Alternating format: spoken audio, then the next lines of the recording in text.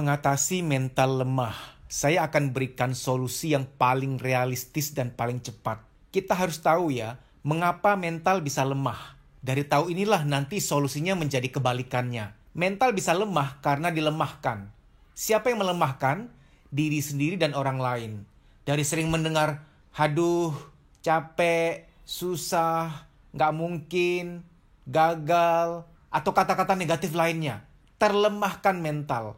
Karena mental itu menjadi kuat atau tidak kuat tergantung apa yang diisikan kepadanya. Kamu sering mendengar yang negatif, sering mendengar dan melihat orang-orang yang mengkerdilkan mental. Walaupun nggak ngomong ke kamu, yang ngomong ke orang lain, tapi kamu ikutan dengar. Lama-kelamaan itu akan melemahkan. Jadi cara paling alamiah untuk menguatkan kembali mental supaya kuat, tangguh, positive thinking, semangat, antusias, kamu harus cari satu saja sahabat yang semangatan, sahabat yang antusias gitu.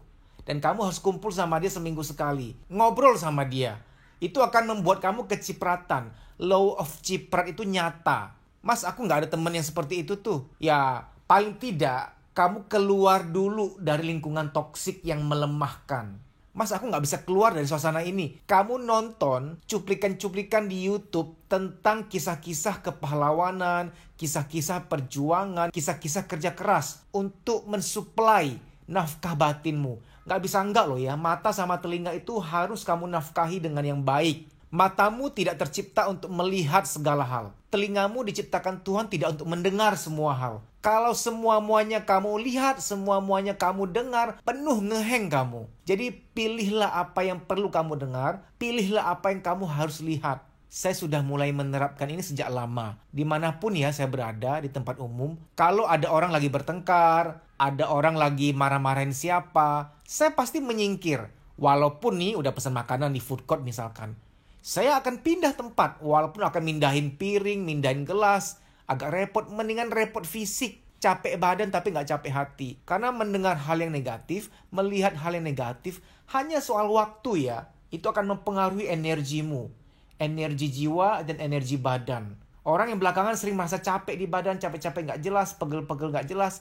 Itu karena badan ikutan capek karena jiwanya capek. Kok jiwa bisa capek? Selain luka batin, selain trauma masa lalu, juga karena dari dulu hingga sekarang, jiwamu sangat jarang dinafkahi kata-kata yang baik, kata-kata yang suportif. Yang kamu dengar apa? Orang-orang yang mengeluh, orang-orang yang mengecilkan orang lain, kata-kata yang mengkerdilkan, baik yang langsung tertuju ke kamu maupun yang diucapkan pada orang lain tapi kamu ikutan dengar.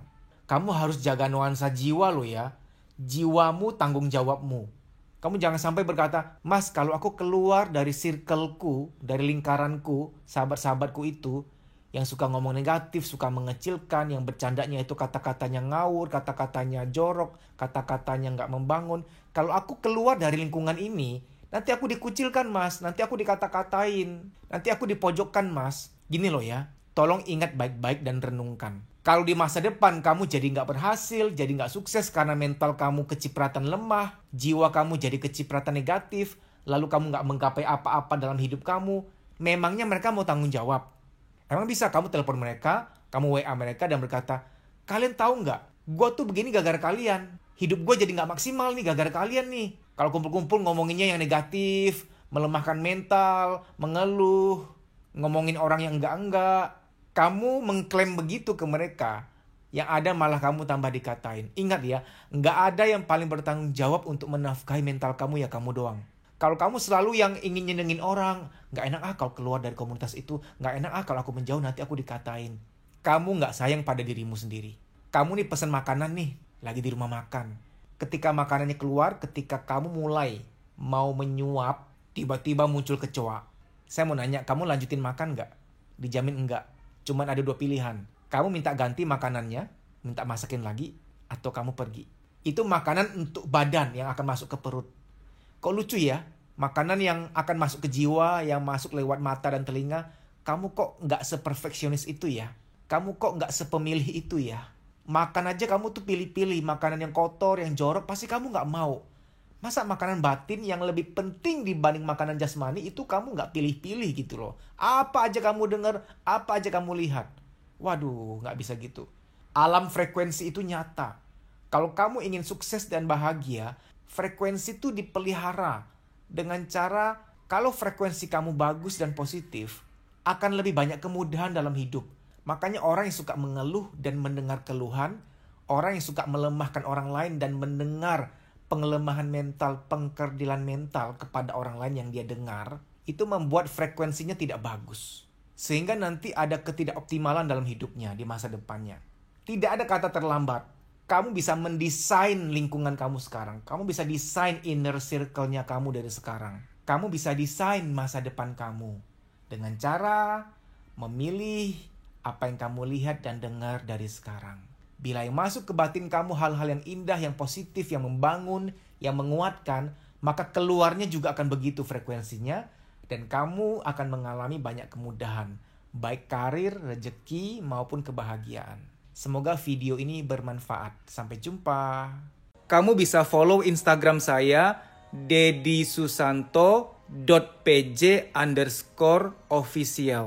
Di story itu ada jadwal training, silahkan dicek. Kalau kotamu termasuk di jadwal, WA nama peserta ke nomor panitia tersebut di kota itu untuk mendaftar. Mas, aku nggak mau ikut training. Ya gimana dong? Kita kan mau membaik nih, mau meningkatkan kualitas hidup. Karena jangan-jangan luka-luka batin itulah yang membatasi, menghambat mental kita untuk maju. Sehingga mengalami yang namanya menunda pekerjaan, ragu ngambil keputusan, minder, mood swing, tidak sekreatif dulu lagi, negatif thinking, susah tidur, badan gampang capek, ada nyeri-nyeri nggak jelas di pundak, di perut, di dada, di kepala, dan lain-lain sebagainya, psikosomatik. Psikosomatik adalah, psiko itu jiwa, soma itu badan.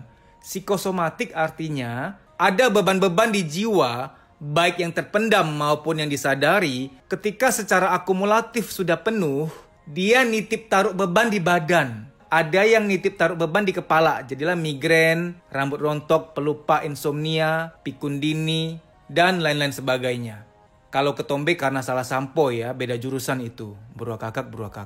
Ada orang yang ketika jiwanya sudah penuh, jiwanya itu nitip taruh beban di perut. Jadilah mah, nyeri head berlebihan, nafsu makan tinggi, nafsu makan rendah, dan lain-lain sebagainya. Saya nggak mau sebut nama-nama penyakit lain yang wah ya.